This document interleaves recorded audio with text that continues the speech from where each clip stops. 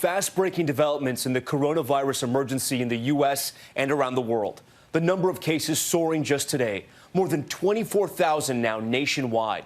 New Jersey today becoming the 6th state to close all non-essential businesses, joining California, New York, Illinois, Pennsylvania, and Nevada. More than 80 million Americans now told to stay at home.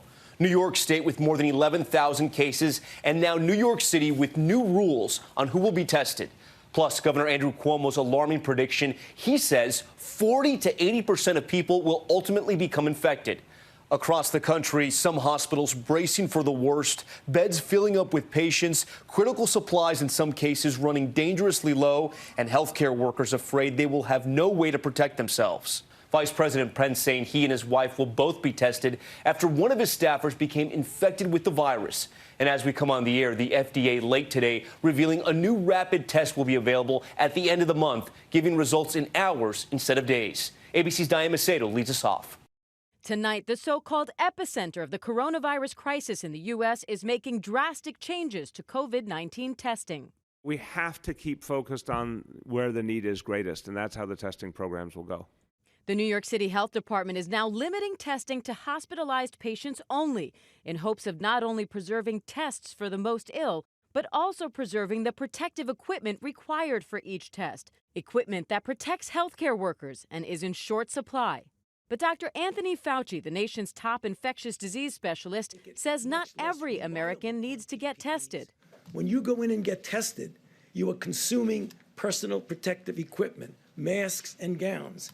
Those are high priority for the healthcare workers who are taking care of people who have coronavirus disease. Officials say the priority groups are those that are hospitalized, symptomatic healthcare workers, and seniors, especially those in long-term care facilities or those with pre-existing conditions. We spoke to a nurse in Buffalo, New York, who returned from a trip to Thailand with symptoms. She hasn't been able to get a test. I think that I possibly could have the COVID-19 with the symptoms that I'm presented with. I am a registered nurse in the operating room, so it is concerning that, there's not tests available to test us before I do return to work. Meanwhile, after news that a member of his staff was diagnosed, the vice president now says he and his wife tested negative. Neither the president nor I had direct contact with that staff person. We worked immediately with the White House physician and the CDC. The virus is impacting air travel, too, with the FAA issuing a brief ground stop at New York City and Philadelphia airports after an air traffic controller trainee tested positive for COVID-19.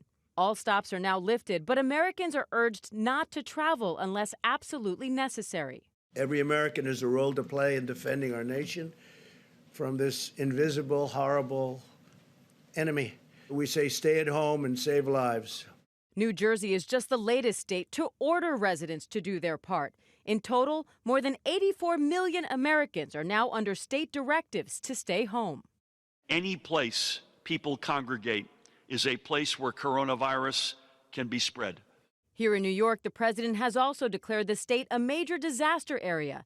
FEMA will now bear 75% of the state's costs in fighting the outbreak.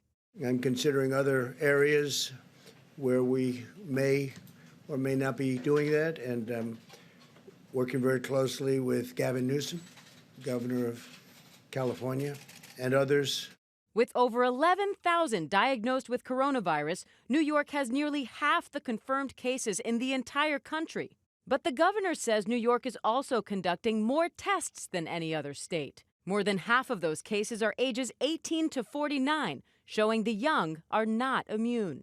In the New York suburb of New Rochelle, now on its 10th day as a containment zone, the superintendent of schools reports she's now tested positive for the virus. Families there are grappling with a new reality as images show that reality spreading nationwide.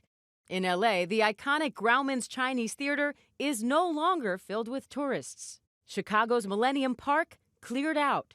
And the usually bustling Las Vegas Strip is almost entirely deserted. Some incredible images tonight. Diane Macedo joins us live from New York City. And Diane, I want to bring you in on this news from the FDA that so many anxious Americans will be glad to hear. The agency now approving a new rapid test for coronavirus. Yeah, Tom, the FDA says this new test authorized today will produce results in hours rather than days. It's projected to be rolled out on March 30th. The agency says this will make testing much more easily accessible to Americans who need it. Tom? Very promising news tonight. All right, Diane, thank you.